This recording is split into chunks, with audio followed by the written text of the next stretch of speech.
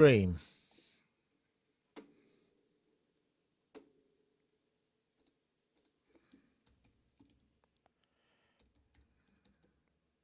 Okay, am I back? Are we back?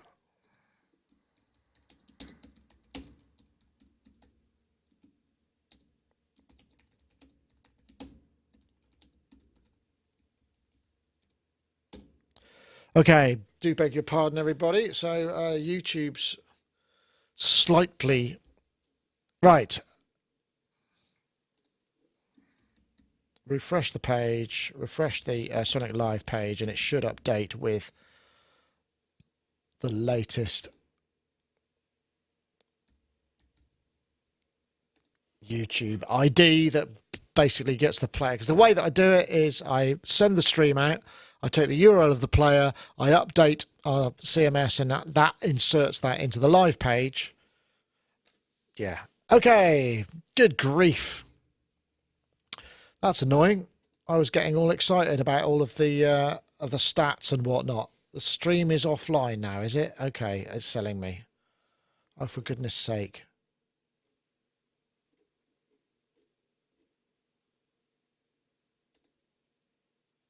What?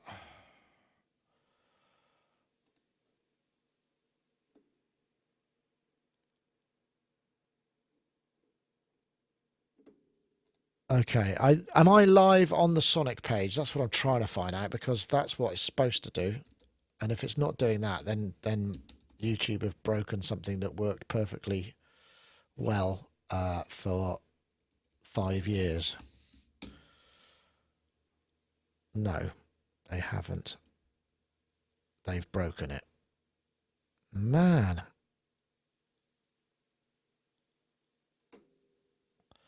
Okay. So it's not on the live page, which doesn't make any sense. So what I'm trying to find out is where that URL is.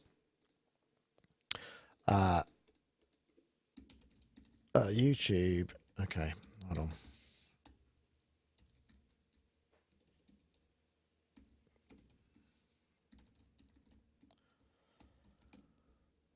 I want to find out what the URL is of my live. Right, it says waiting. So it's just.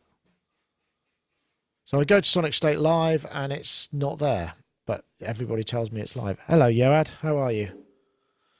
Not hearing any audio just yet. Oh, that's probably me. Let's see. You might be now.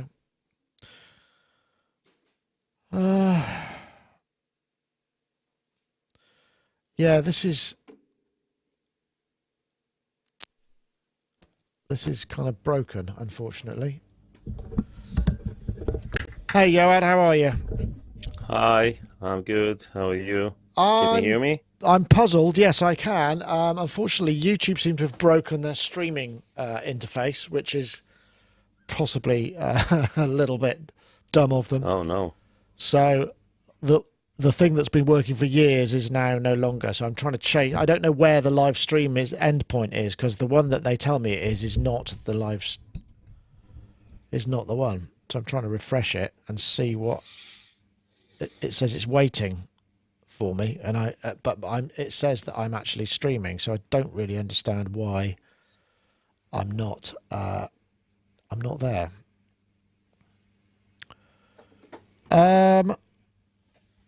Okay. I'm gonna okay. Let's ask.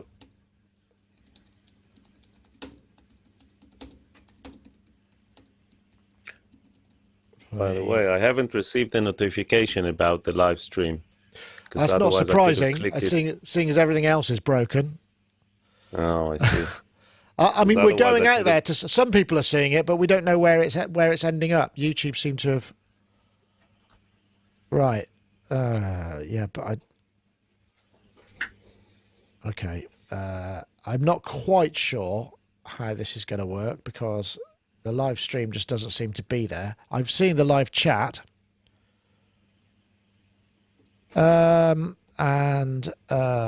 well, we'll just have to take it from there. I mean, and hopefully something's recording it somewhere. I'll be recording it, obviously, but so it might just be lost in the ether. But we'll have a show to post anyway. That's good. So we're just waiting for Jem and Gaz. Anyway, yeah, lovely to see you. And it was lovely to see you in person now.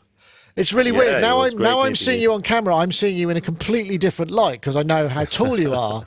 Whereas previous to that, I had an image in my mind's eye of what you would look like physically, and it wasn't what I was expecting. I thought you were going to be sort of shorter and stockier, and now now I know what you look like. It's changed which is bizarre because that's the first time we met in real life, wasn't it? So yeah, one of those. It was really lovely to see you. It was jolly good fun. Mm-hmm. I'm guessing we'll have some kind of live show, but it may be that people can't watch it live on the Sonicstate thing. It's anyway, we'll get there.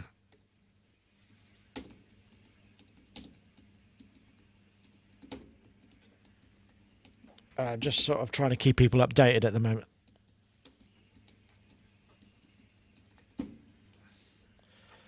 I was looking for, has anyone got a URL of, what I need is someone to paste the actual URL with the video ID in it into the YouTube chat room because, okay, let's have a look. Copy link. Let's see if that does it because what I'm trying to do is figure out how to get it on the Sonic page. There it is. Right. Just sort of trying to keep people updated at the moment. There it is. Got it. So what I'm going to do is update the Sonic chat room and all of that. And that will, new viewers will at least see. So people in the chat room, okay.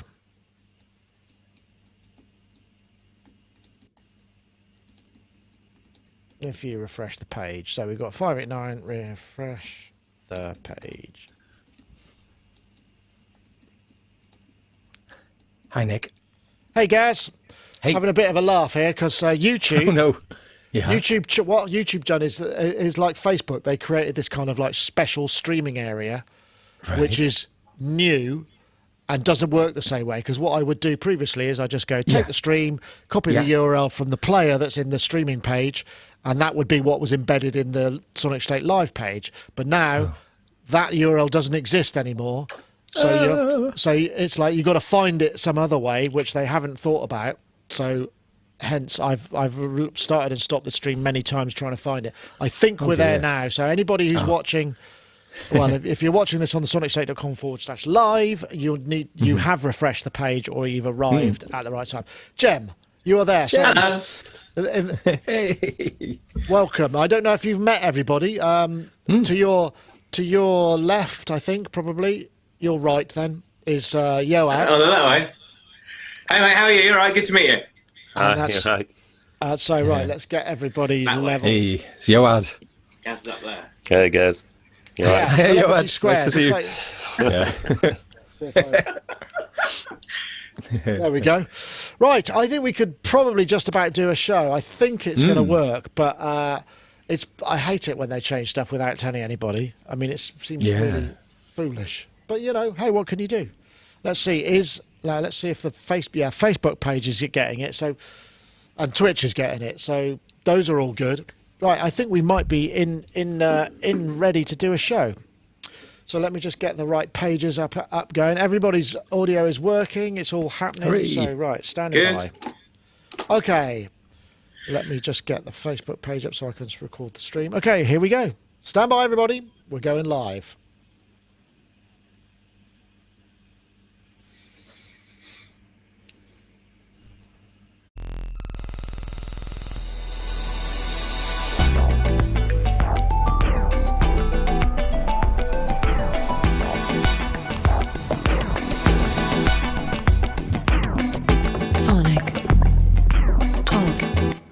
Hello, everybody. Welcome to Sonic Talk number 589, recording live today, Wednesday, the 11th of September.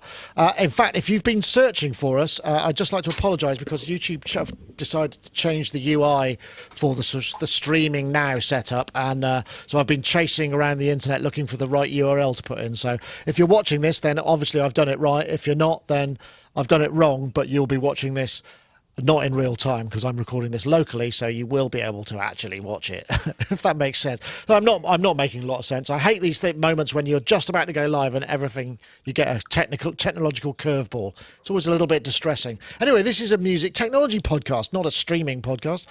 We talk about synthesizers, we talk about music technology, we talk about software, music production, studio work, live production, everything around the kind of ecosystem of writing, creating, recording, and releasing music of all kinds. So I want to say welcome to all our guests. Hello to those that did find it into the chat room.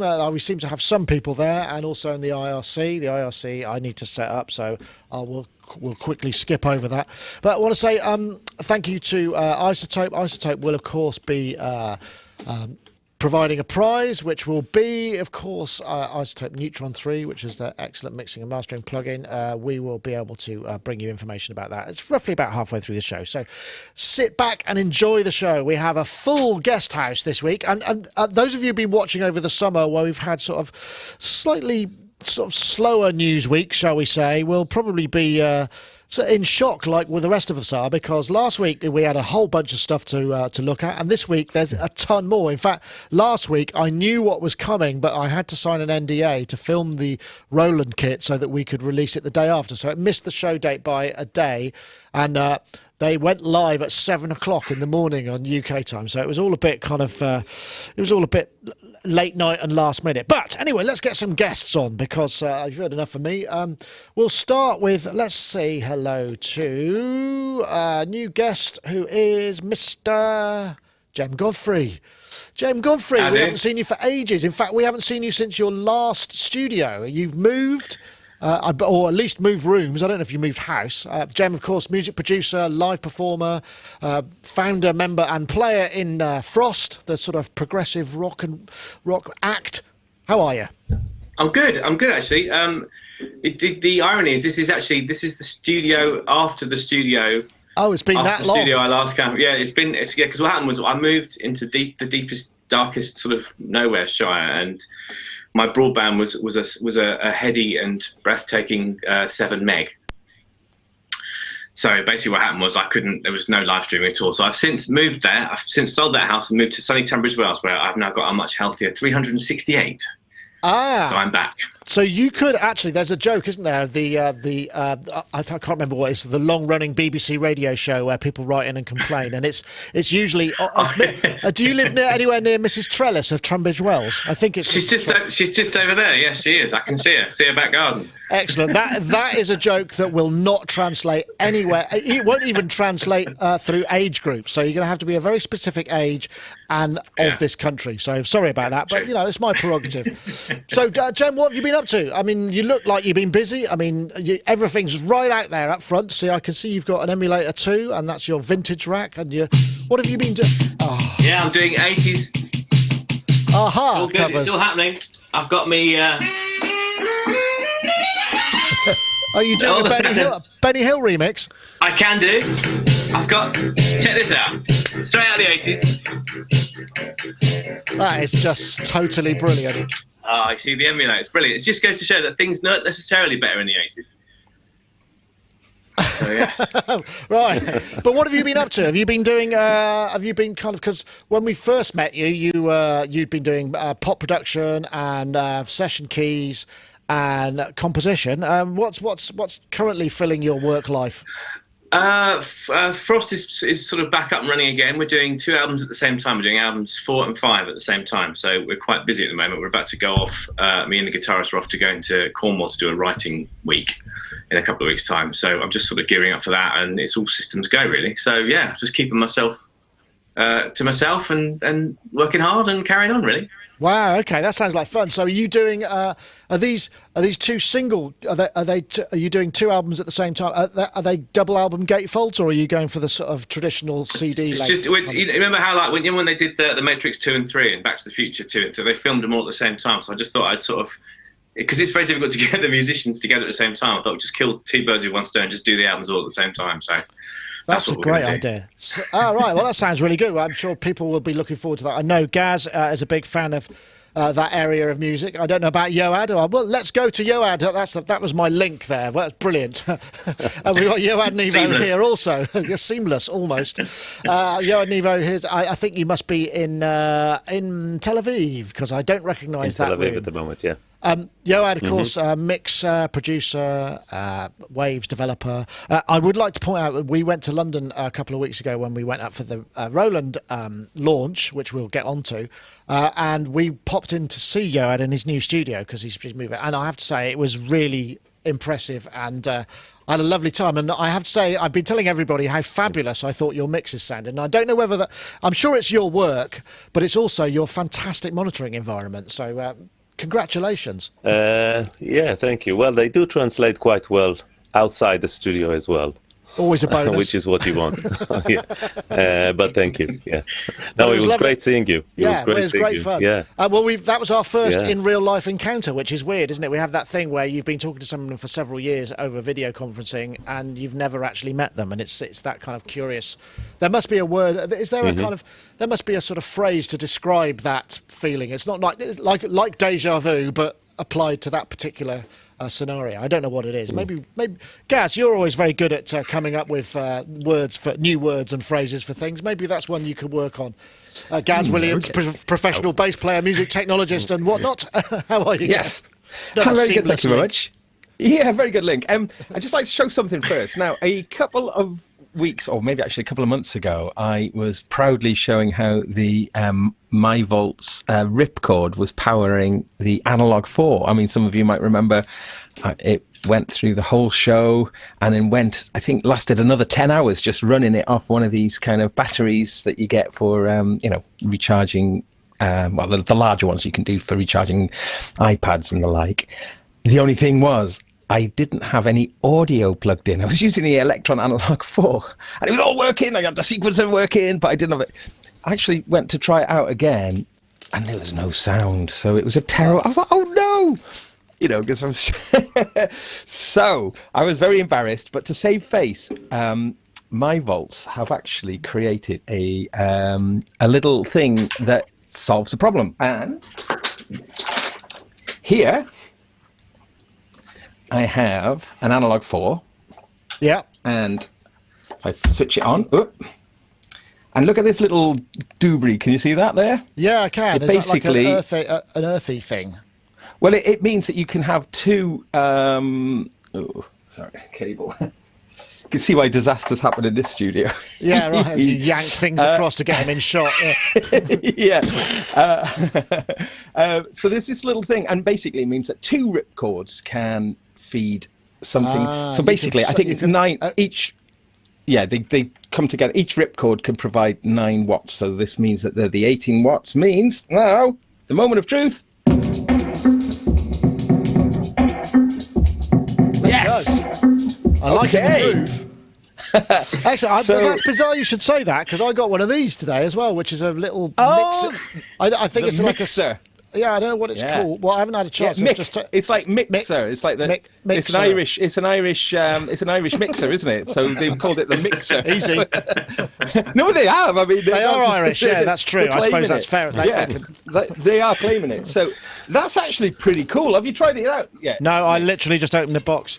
Ta-da! Oh yeah. Well, maybe we can talk about it later. I don't. Okay. This show isn't quite sponsored by my bank. No, that's true. At this Well, point, I needed to show. I feel like I should show something as well. Yeah. Okay. I feel like I should show we'll something give you a as couple well. of And what I have here, I have a USB 1 hub. Oh, awesome! I've heard the silver version ones sound better somehow. There's a definite Yeah. It's more. Yeah. Excellent, good stuff. There's something about the sound of USB 1 that I really like. Yeah, it's that multiplexing, that little multiplexing whine that adds a sort of like, it's just excellent, isn't it?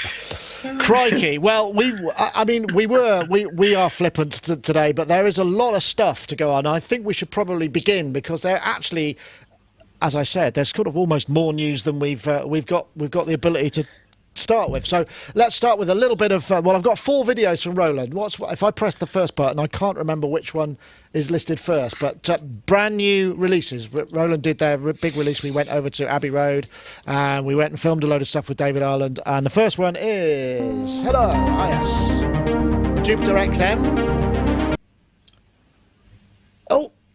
Oh, I think I marked out rather than marked in. That's a bit of a mistake, isn't it? Reset. Wow. Go on. Come on, man. That's disappointing, isn't it? Let's see if that works now. Come on. Try again. Yeah, here we go.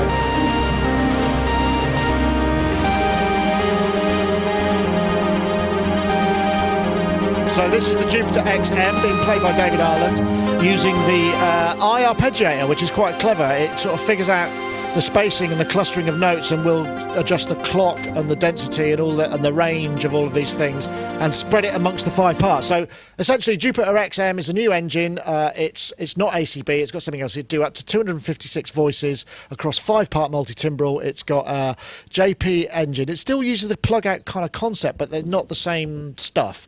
It's slightly less CPU intensive, so they can give you more voices. So I think the idea of this is it becomes the centre of, if you need a lot of sounds, in the way that, like the old JV1080 and the XV5080 used to use them as the meat and potatoes, the big polyphonic engine of your productions. So it's got a JV, an XV engine, a JP engine, an SH engine, a JX engine, and an RD engine, which I believe is the Supernatural piano. And there's loads of stuff, and it's very much got the Jupiter livery and all of those things. And we saw it in person. It sounds very good, actually, but they've sort of gone a weird way around, because there's a big version, which is the JPX. Have I got it here? This guy, which is massive. This is much bigger, full size.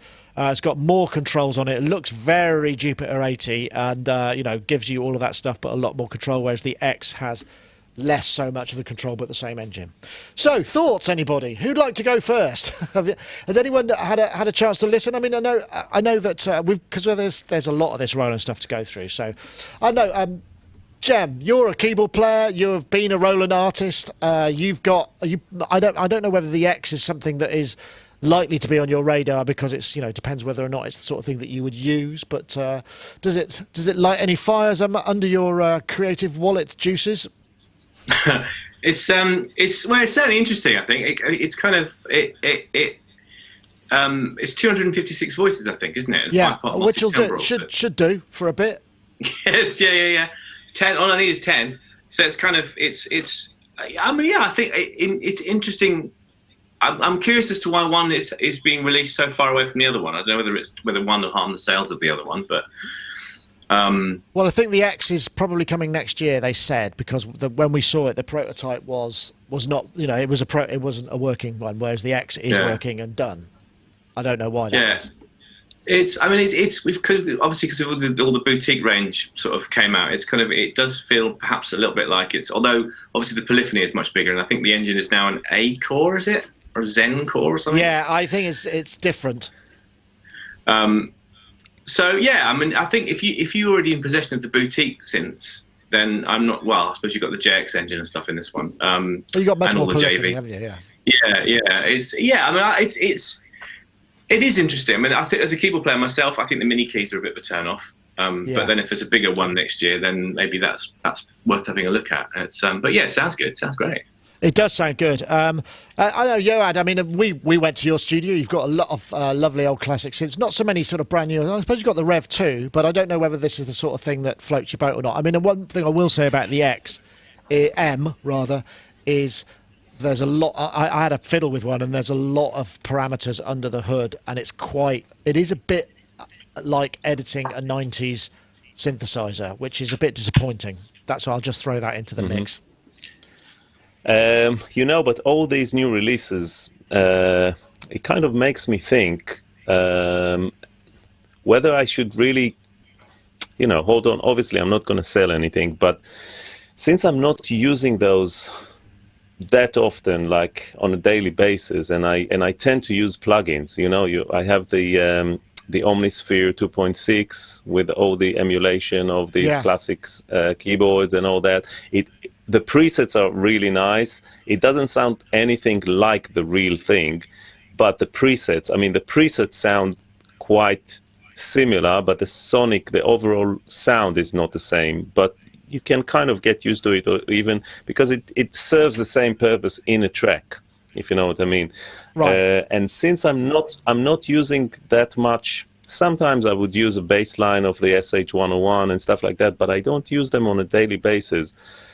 And this Jupiter X thing, it sounds really lovely. And since it contains the engines of the other boutique line, then it's almost like a one-stop shop. Instead of buying all these boutique boxes which give you 4 voices each and all that, you can buy a big, I don't know if you can, is it multi-timbral? I forget. 5-part, 5-part multi-timbral. 5-part, over 256 voices, so you can use 5 boutique ones at the same time with more polyphony than each one. So that's kind of, and maybe even the price works itself out if you wanted to go in that direction. So I'm thinking, since I have a lot of hardware that I'm not using, I might as well buy it and have another piece of hardware that I'm not using and use plugins. That's an interesting angle. I mean, because I hadn't really thought about that and the pricing. Because first look, the Jupiter XM, which is the Mini, is we got the price. It was the €1,400, which seems that's kind of a chunk of change. So it's quite a lot of cash. I don't know, Gaz. I mean, it feels to me like Roland it's like so close with that one, but not quite. Everybody's screaming for analog rather than a box that will play a load of emulations of their greatest hits. Yeah, the greatest hits. It's kind of like that, isn't it? I mean, I think the whole launch this time was curious. Are we going to talk about some of the other things in the launch? Yeah, we are. Do you want to get onto that? I mean, I suppose we could do that. Launch. Now that's what I call Roland. I'm going to use that as the title. Right, hold on. Well, it's quite interesting, isn't it? Because when you look at what the XM is, and also the X as well, as you say, it's like a kind of best of. They also have just launched the new Phantom, which yes, I think is just Phantom only in name. I think it's a completely brand new machine, very premium priced as well. Top end, €3,200 for the 6 and up. Yeah. Yes. So, and I was kind of thinking about this relative to the Jupiter X as well, which, the Jupiter X does have like a creative aspect to it, but it also is like, as you say, like a bit of a best of. So, I wonder just how much the Phantom and the Jupiter X sort of share in terms of not much sound. Well, I can tell you a little bit about that. Okay. This was what was really curious. We went to Metropolis Studios, where Roland have got their kind of demo HQ, where they're based in London. But the event was at Abbey Road. We went to Abbey Road, and they had a dealer event. They split into two. So the dealer event was where they gave all the facts and figures and had all the performances, and then they had this sort of YouTube influencers and guests, which just basically turned up for free canopies and a free bar, and it was great. It was a really good event, without us having to. It was like going to a timeshare kind of meeting without having to go through the talk. You just got the kind of good bit, and but they didn't have any. So as a result, nobody really knew much about what the specs were. So I do, because I did the stuff with David Ireland. So I take your point about that. I think I've sort of lost my thread. What was the last point you made that I really interrupted with my half-baked? I was going to say that I was finding it quite curious how they kind of looking at the kind of person who's going to buy the Phantom and the person who will buy the Jupiter X as a very different customer base. Yes, I see what you mean. Yeah, and if they are in a way similar things, but just with a different skin, so to speak. Yeah, which reminds me what I was going to say. The Phantom has the V piano engine in it. Right. As a thing, which is good. Quite a big deal, right. And it sounds bloody great. It really sounded good. In fact, the interface was, I think Axel Hartman had a piece of it. I don't know. I mean, I'm not a workstation person, so I don't know how applicable that is. I mean, maybe I should quickly play a little bit of, just so you can see what we're talking. That's it. That's the Phantom X. Bit new. I won't play a lot. There's loads of videos all online about it and everything. So yeah, I was just going to. The only thing I was going to say though was that, like, surely this would have been the time for Roland to have brought out a new V-synth instead. You know, if they were going to be bringing out big synths, a new V-synth would just be fantastic now, because the original V-synth and the V-synth GT were really, really great, hampered, I think, by the available technology of the time. CPU was a bit slow and all that sort of stuff. Yeah, and the loading time really frustrating, you know. So with all of the kind of all this kind of fast. Yeah, but that's all I was thinking, that they've kind of now got this kind of weird sort of like the, you know, the Jupiter X isn't this just like isn't what it's not a sound really. It's not a sound design machine. No, so it's sort of it and the Phantom. It's like it's all a bit weird, a bit confused, I think. However, I mean, actually, out of the two, I think I actually prefer the Phantom. That's an interesting point. I mean, Jem, you're obviously are an MD and have been an MD, music director, which is, you're right, you are squarely the Phantom target audience, I would imagine. You know, you would be going out live, you'd be able to run a whole bunch of stuff on it, you'd be kind of, you know, it would be the only keyboard you're going to need, you know, perhaps. Yeah, I mean, it's actually physically it's quite interesting, because it looks a bit motify. Montagey, sorry, it's kind of got that slightly Yamaha. I mean, I probably shouldn't say that, but well, you say I'm not a Roland artist anymore, said. so I can say what I like. So, but the thing I was looking at the specs on this, and the thing that is very surprising is that it doesn't do multi-sampling, as in you can't load your own samples in and sort of map them across the keyboard. And when I used the Phantom X and the Phantom G to bits, and I know them inside out because I used to use them all the time. And you could load samples in, and you could, like, for example, you know, if you've got tricky bits on albums, or you've got certain sounds that are from soft synths, you know, you can. It was really useful to be able to sample those sorts of sounds and stick them in the Phantoms and actually just play them live and have them as samples. But this one doesn't do it, and the FA08 before it didn't do it either. And it just seems a bit. It's such a sort of. It's like a fundamental of such a fundamental. It's such a fundamental sort of tool to have. I mean, the Kronos does it, which is one of the reasons why I use those now live, because, you know, they're very, very well spec'd in that respect. But, you know, even the Kronos came out in 2011. I mean, that's old tech now. Yeah. And so it's kind of I just feel like they're missing a massive trick. I mean, if it could sample and they made a rap version, I'd have two of them and take them on the road straight away. You know, it would just be brilliant. But it just feels like they're missing something. Yeah, you're absolutely right about that. I mean, I don't know how many of you, but most of us probably have been involved in the transition from, you know, the album to live, and you have to provide all the bits. You know, yes, you try and make as much of it as live. Yeah, I've done it on several albums, and there are some bits which is, you know, it might be a weird old Russian synth that just has exactly the right filter articulation in that part, so you might either chop it up into a sort of few keyboard zones, so the keyboard player is playing one thing in one hand and triggering some other stuff. So it's still live, and that is the bread and butter of modern album reproduction live, unless you're just going to run multi-tracks, which most people try not to do. And the Phantom, these new Phantoms, if that's the case, they just don't address that in any way, unless it's stems. Yeah, you know, you're just kind of playing it off the sequence. So yeah, that's a valid point. I did not know that, but then I'm not really a workstation kind of person. I don't know. Yeah, does a workstation have any interest for you? I guess it probably. And again, in the form of a plugin, I use the Nexus 2 a lot, which is kind of a workstation. You played me some of that, and it sounded great. Yeah. Yeah, it just sounds really good, and it has a lot of samples and loads of presets, and it's quite tweakable. I mean, it's not, you can't really dive deep. They give you a sort of a sound, and then you can tweak it. So it's not a preset creating machine, but it's rather a preset playing machine. But it has loads of sounds, and it sounds really good. And again, you can open as many as you want in a session, and it's a plugin. There's something about, for studio work, which is what the majority, or, you know, it's what you do. It's what I do, basically.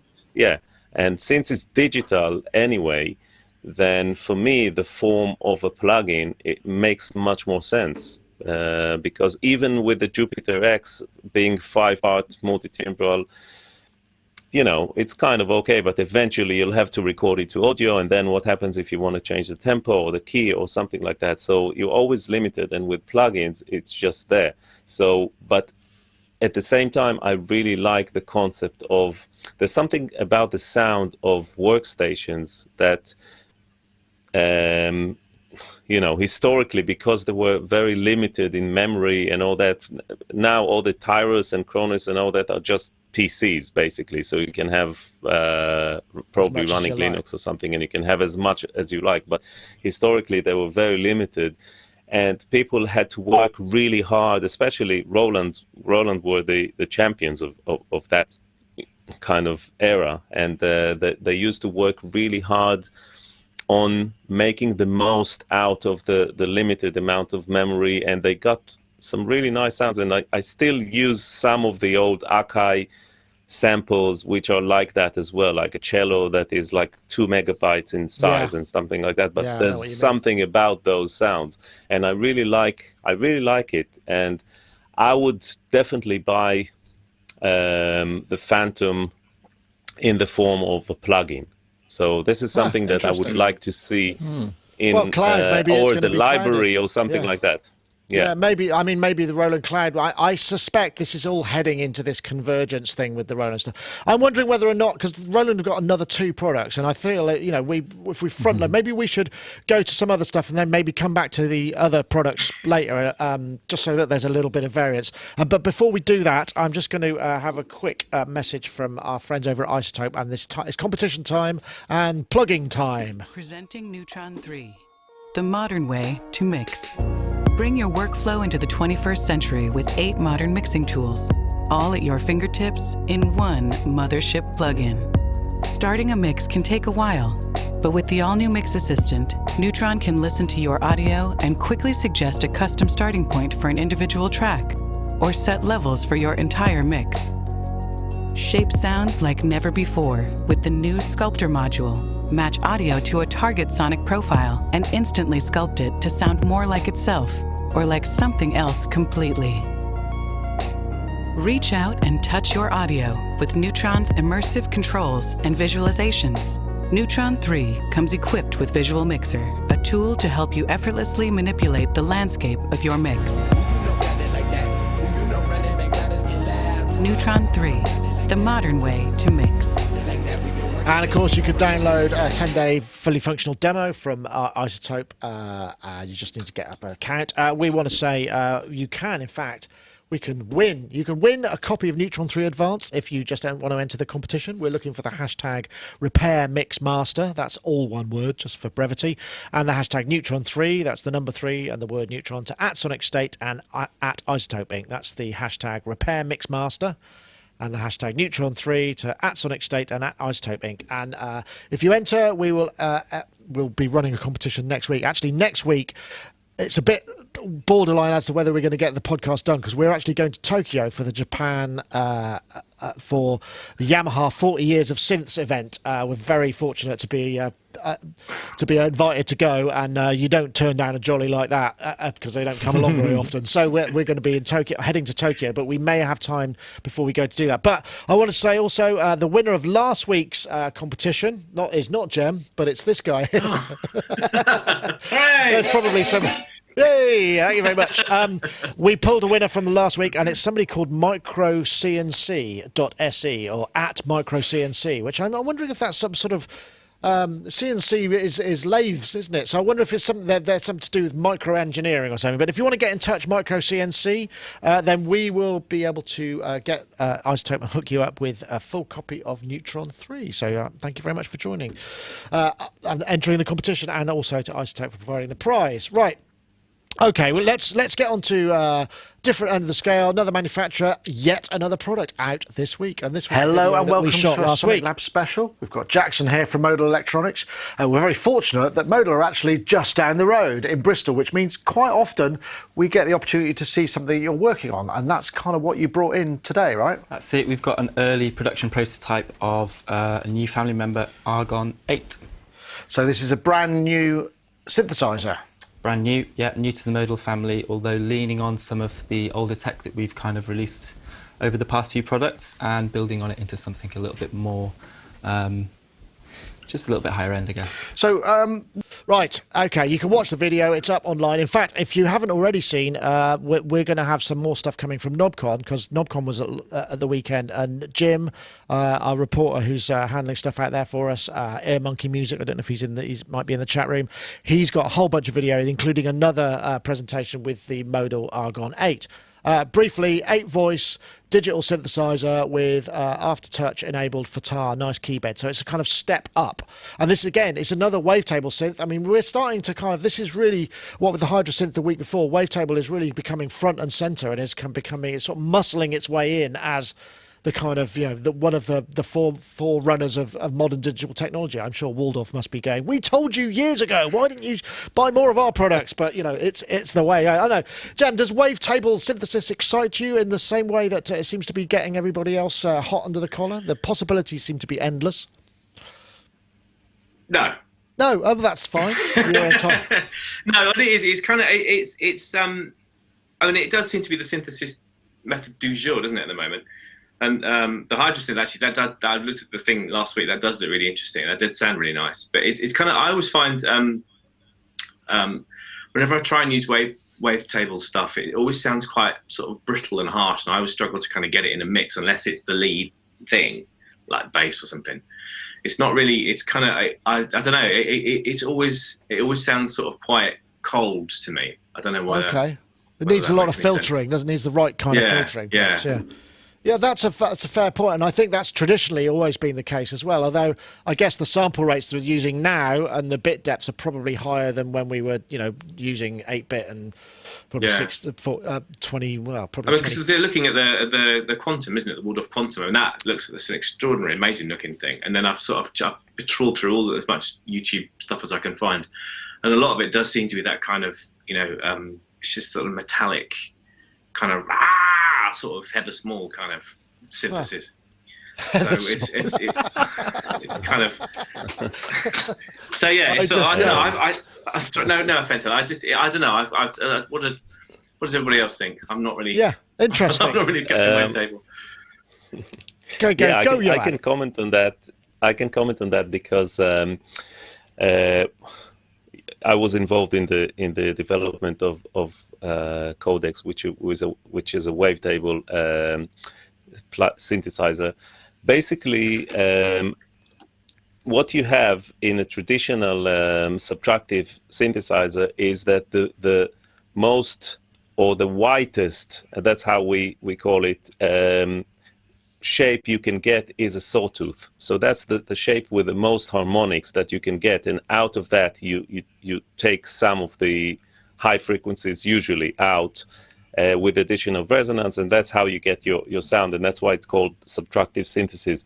Wavetable is based on samples which are looped, and that gives you two things. One is the ability to sample things which are whiter than sawtooth, which means that the harmonics doesn't go down gradually, so they can basically, you can create a waveform out of additive synthesis, which can go like that. So it can be, it can have more harmonics, and that's why it can sound a lot brighter. So that's one thing that contributes to the fact that it's so bright. The other one being the fact that it's looped. So basically you have a tiny sample which is looped, and that's in each table, each slot is looped, and when you scan the table, you scan between each slot, you get the the shapes, the the motion or the animation or whatever you want to call it.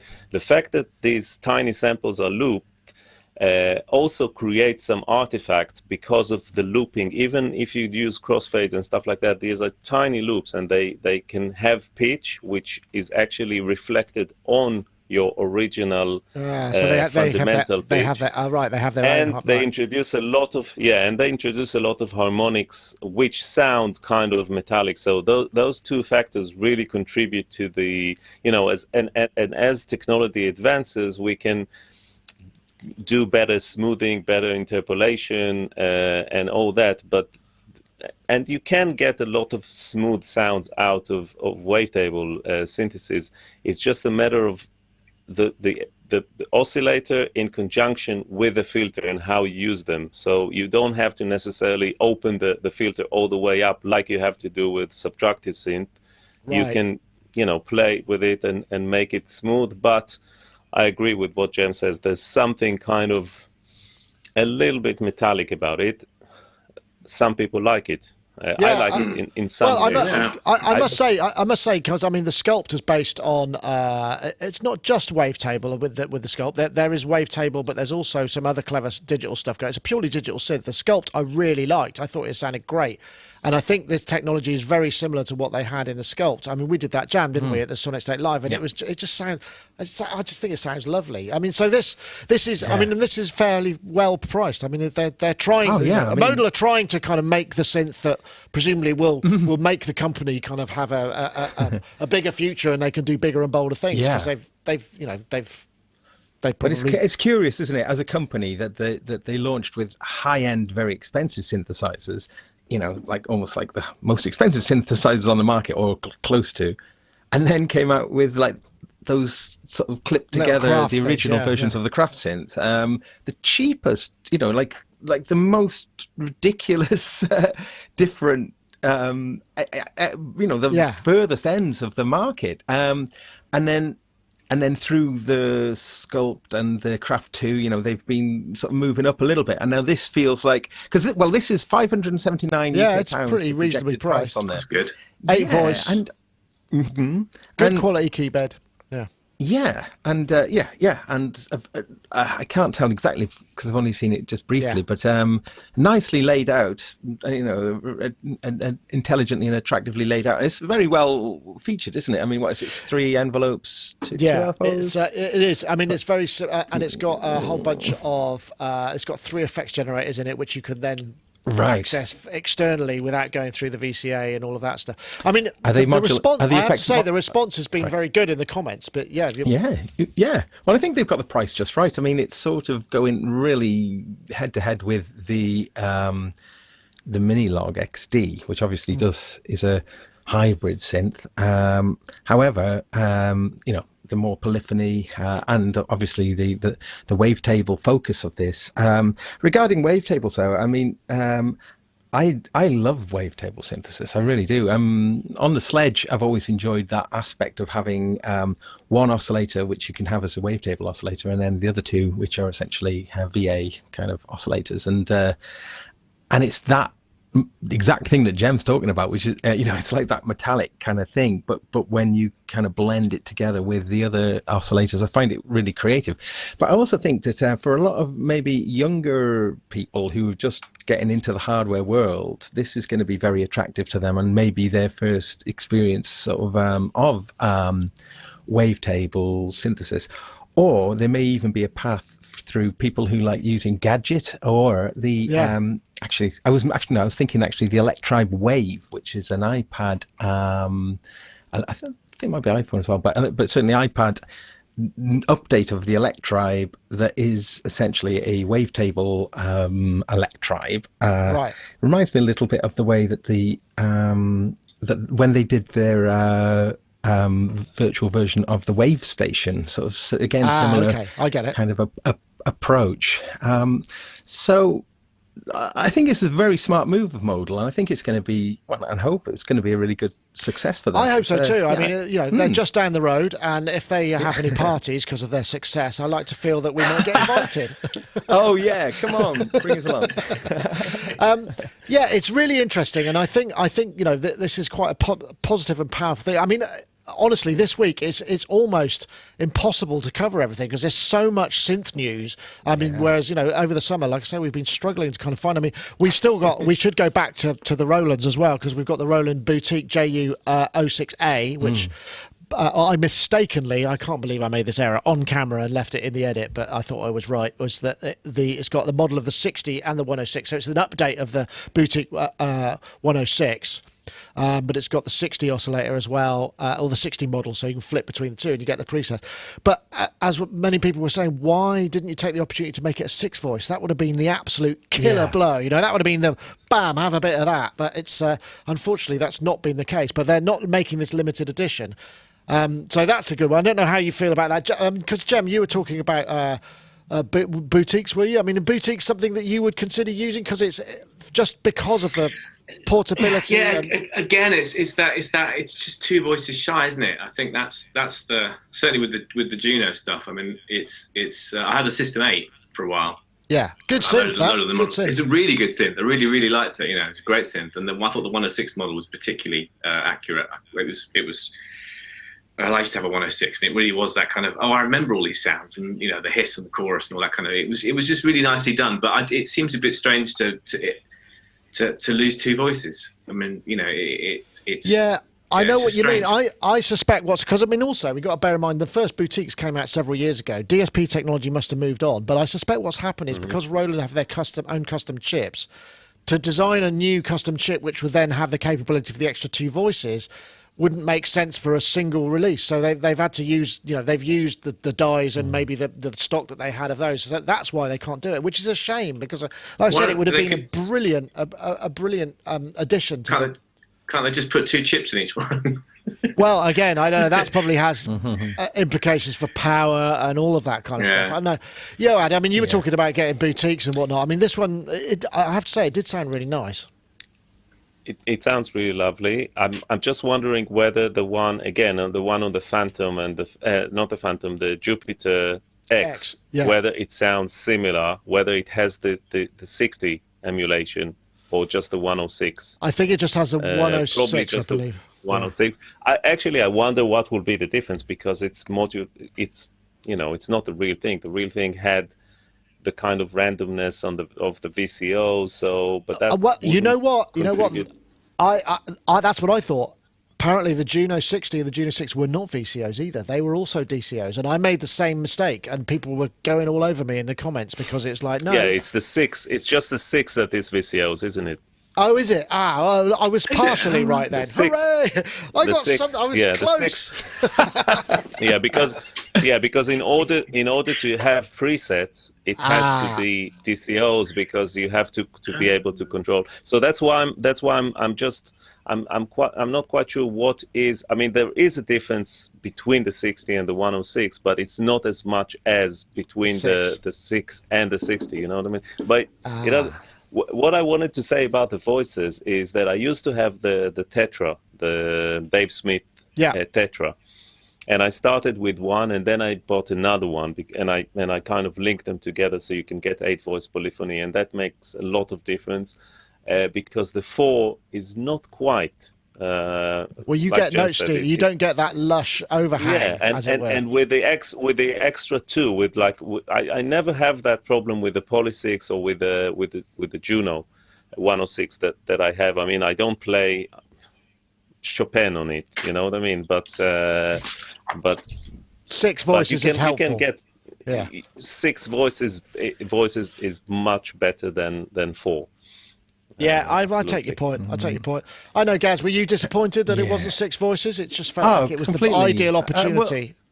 Absolutely. And I mean, for whatever the kind of strategy or financial thing was, the amount of negativity that this has generated online only because of that polyphony aspect, which is quite funny, it kind of makes you think, and as Jem said, why not put 2 of the chips in there and sort of bump the price up a bit? I think people would be, wouldn't mind paying a little bit extra for the extra polyphony, because it probably wouldn't be a huge amount difference. So it just seems like a little bit of a strange move, and that does kind of connect a little bit earlier to what we were talking about with the other, with the Jupiters as well, where it just feels like they don't quite get what people want.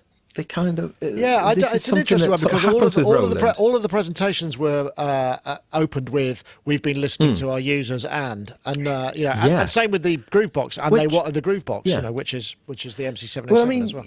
it felt like with the whole IRA range that Roland had been listening and making products much closer to, and things like the when the TR8 became the TR8S, that really felt like that was a really significant development that brought it much more to what people were kind of looking for in a drum machine.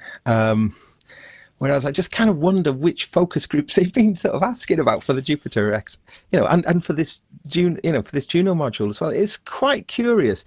I do think, however, that the real estate that was taken up by the strips on previous boutiques being ditching that and putting the controls on makes a lot more sense. I mean, if you're going to have a little module like that, you're going to probably be driving it from another keyboard. I mean, obviously they had their little KB25 or whatever it was called, but it is much better to have some more buttons. No, you're absolutely right. I think you're right. I think the other thing is, the 3 previous Septembers, say for instance, where they've done their launches, there's been 1 or 2 or some really good products coming out of it, and it just feels like with this one, they haven't quite achieved the same heights. I don't know whether that's just a sense I'm getting, because it seems just from our small sample of panels and reading YouTube comments, it feels like it didn't quite get the result they were perhaps after. But I mean, I hope it reflects in sales and they're enough. Because the thing is, Yoad, you were saying that the XM or the X was actually something that you would consider for reasons I hadn't thought about. So maybe it's all going to be okay. You know what? And I would even consider it more if it was in a rec format, let alone a plugin. A plugin will be ideal for me, but even a rec, because I just don't have enough. You've seen my studio, it's not small, but I have a lot of stuff, and every additional piece of gear has to be kind of justified, accounted for. It either has to be beautiful or very functional, or both, with loads of lights. Yeah. Exactly. That's a very good point. Yeah, it's interesting. But so I guess maybe we'll get onto the other Roland stuff another time, because there's just so much to do. Because the other big news is, I don't know if we saw this, but Behringer have been on the move again, and this is more of a sort of personnel thing.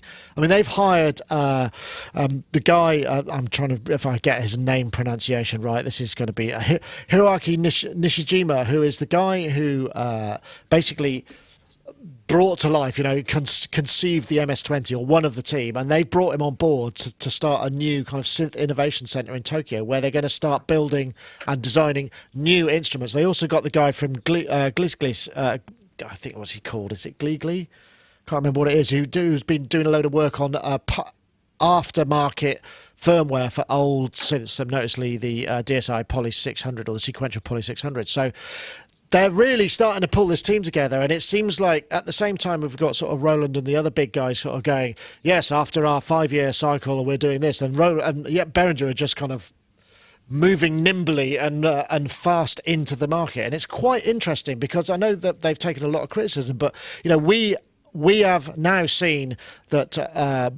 Uli Behringer has put his money and his considerable investment where his mouth is. He said, I love synths, I want to make synths, and that's exactly what he's doing. And so we might see some very exciting stuff, I think. I don't know, Jem, I'll get you on, because you haven't been on for years, so we haven't spoken to you since all of this new age clones, and not only that, but the DeepMind 12 and the Neutron, the kind of new synths from Behringer come out. Have you experienced any of them? Have you tried any of them?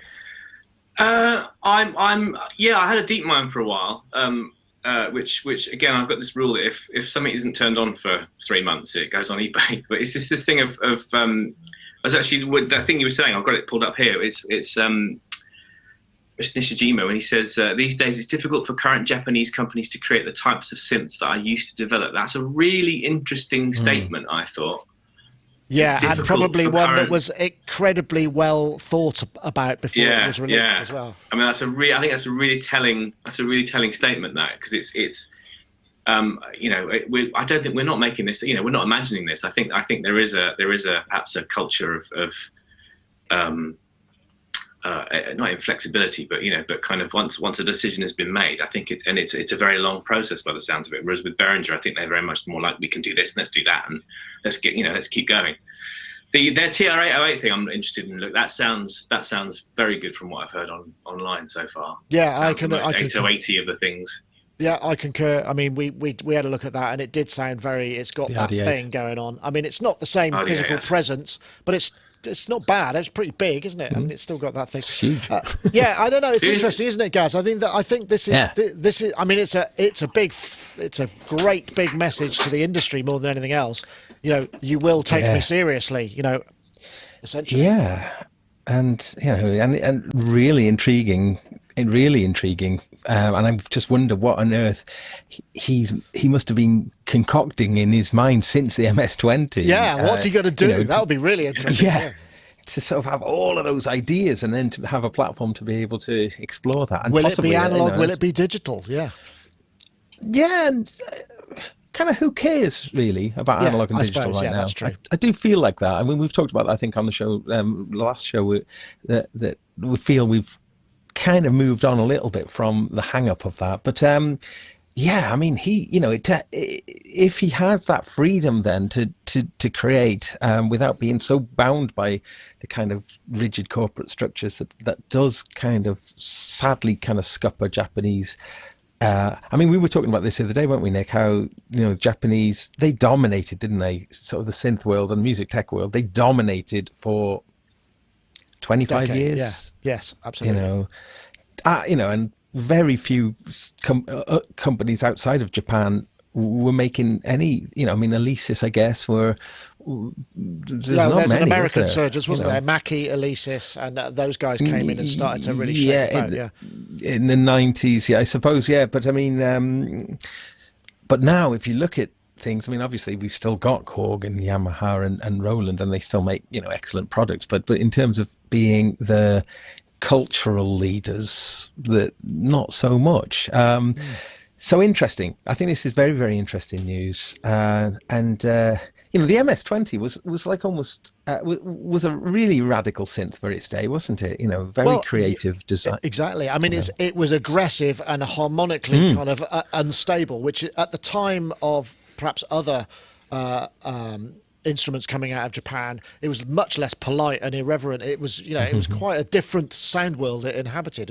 I agree. Yeah, there's chaos in there. There's a lot of chaos in it, which is not something you tend to associate with that era of products. It's interesting. I know, you. This could be kind of interesting. I mean, I think this sort of new epoch of being able to move fast and do that. I guess if you've got your own factory, you just kind of go, get everything out of the way. Hold the PA speakers. We're going to be going with the whatever we've decided to make this week. I mean, that must be a great vibe. I mean, what a toy to play with. I'm sure, effectively. I'm sure it doesn't quite work like that. No, I'm sure. It's a it's a massive organization, and they have budgets and they have plans and they have all that. But I have to say that again, and this kind of relates to what I said at the beginning of the show about old synths and all that. All these Behringer, this new stuff, the analog stuff, and the OBX, which is in the pipeline as well. It's really interesting because these are small boxes, and the Neutron, which sounds amazing, the kind of Minimoog, the Model D, called. The Model D, the SH101, all these are just great things to have. They're small. I'm sure they're more reliable than the original stuff, which is like 40 or 50 years old by now, 40 more. I spend a lot of money and a lot of grief on things that are not working, and I have to fix them. I have a CS70 which is in need of some repair, and my JX3P, something wrong with it, and every time there's something else. And with these new toys, they sound pretty much, they sound good enough. And like Gaz said, that doesn't matter whether it's a Jupiter X, a digital one, or, I mean, it kind of does, but for what you get out of it, and especially the Behringer ones, it's a no-brainer. They're cheap, they're nice, they're small, they don't take too much space. They do pretty much the same thing as the original, if not better. And hopefully, as we see, there'll be more of this. And it's also down to the UX, the user experience, because, plugins and whatnot can change everything. I know, Yoad, you have a very comprehensive kind of central point where you can control all of that stuff, but that you can't be putting your hands on something. And some of these synths still have a lot of that going on, and that's possibly the thing that is the most now, the hands-on side of things. I don't know. Jem, do you? Sorry, I'll come back to you in a sec, Gaz. Jem, I mean, you're working every day on stuff. I mean, I see you've got physical interfaces in front of you. Presumably, you do a ton of stuff in the box. Do you feel that you have to have a physical interface to kind of grab hold of to get the best out of a particular thing, or do you find workarounds to get the best of both worlds? With synths, I do. I quite like. And this is one of the reasons why I've got all these things. There's a Prophet 6 up here. It's kind of that sometimes is very, very. It's control surfaces are great for that sort of thing. But that's one of the reasons why I've never really got on with iPad music apps, because I can't. It's sort of the screen is. I mean, they're brilliant, but sometimes it's very difficult to kind of interact with them. I find because I'm an old man, so it's sort of like I think. I do. I mean, the Pro 1 thing that they're working on. I mean, that's another thing I'd like to get hold of, because it sounds brilliant, but also it's the form and function is great. It's one of the reasons why I think with the boutique things were maybe it was erring a little bit on. They were too small. I think it was on the Jupiter or one of the. Yeah, the JP8. It's literally 3 centimeter faders is kind of getting a bit tricky. Yeah. But there's a thing. I mean, I think what Behringer have done is brilliant. But I mean, I kind of think at a slight aside, I'm looking at Uli Behringer today. He's something of the Bond villain about him. Yeah, I know what you mean. And he's been cast in that role to a degree as well, and he's sort of. I think he enjoys. I suspect he enjoys that a little bit. Yeah, no, I think it's right. I think it's kind of. I mean, it's that sort of kind of. It's brilliant image. We've got all these TB303s, and meanwhile there's a silo of missiles in the Gobi Desert aimed at the moon. That's the kind of. I like that sort of thing. No, I think I've done a really good job. I'm a fan. I'm definitely a fan.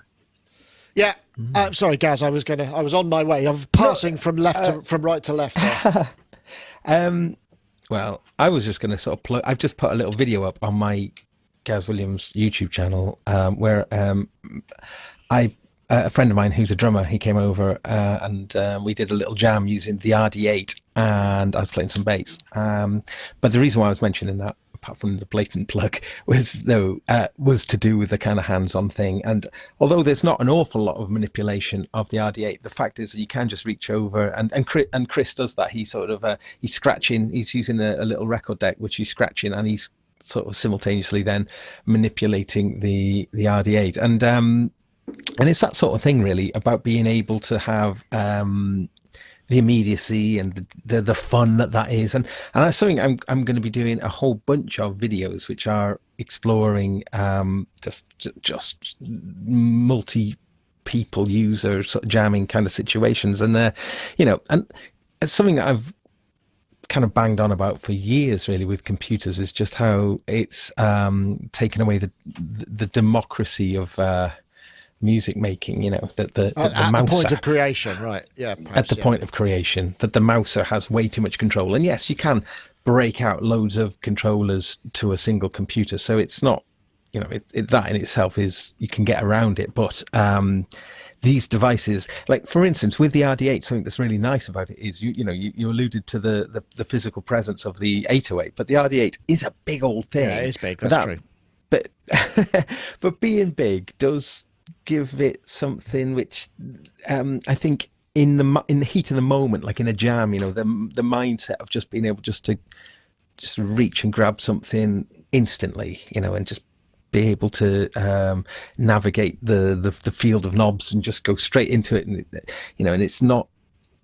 So something to be said for sort of like larger formats. And absolutely. I mean, I totally agree, because the sled is like the Sledge. When I reviewed the Sledge, it was just like, oh my god, this is amazing. There's so much space between everything. You could just kind of reach in. You're not going to knock a knob by it. You kind of know where it is.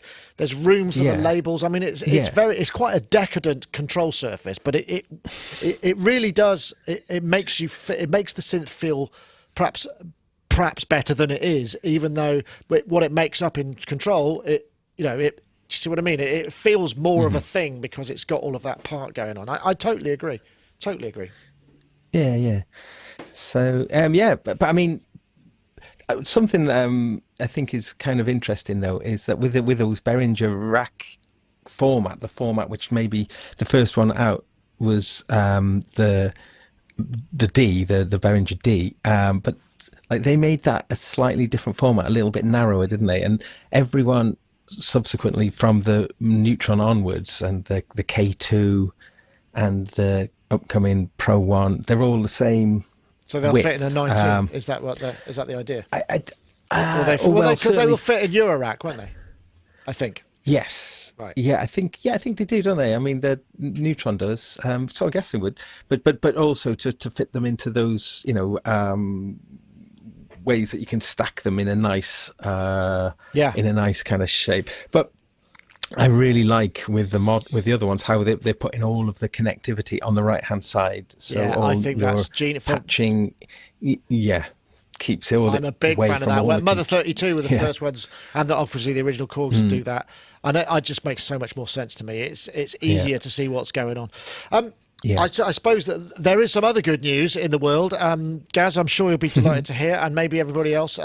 We've now got a headphone socket back on the current iPad model, which was announced. The big Apple Day yesterday. I don't care about the phones or anything, but I thought you might find that. I don't know. I'll come to you, Jem. You're not an iPad user from a musical point of view, or maybe not as much, you were saying. Yeah, not as much. I mean, there's Gaz, you use that sampler, don't you? That app, which is brilliant. That's Sampler. the best. Yeah. Sampler, yeah. I mean that's a fantastic app. I kind of headphone socket's always a good thing, isn't it? Think... Zero latency monitoring. That's just an absolute essential, surely. I mean, it's exactly. Isn't that the first thing that you would think of, really? I mean, rather than Bluetooth delay. I mean, it just doesn't make any sense. It's really. I know, Yoad, you were talking about Bluetooth. There was Bluetooth on something. You said you just can't use it because it doesn't work. Plus, I like the sound of unbalanced mini plug connectors. There's something about it really. I mean, when you, especially in a studio where everything is balanced and you don't use a DI, you just use pins 1 and 2 to connect to, or 1 and 3 rather, on the XLR to connect to the Neve or something. It sounds huge. There's something about it that sounds. Just with all the interference and everything, there's is it the impedance iPad and stuff as well? Mismatch, apps. I suppose. Yeah. Yes, it is, and the fact that it's unbalanced, so it doesn't go kind of, it's a real thing, because in order to make something balanced, you have to basically destroy it and put it back together, and the way things are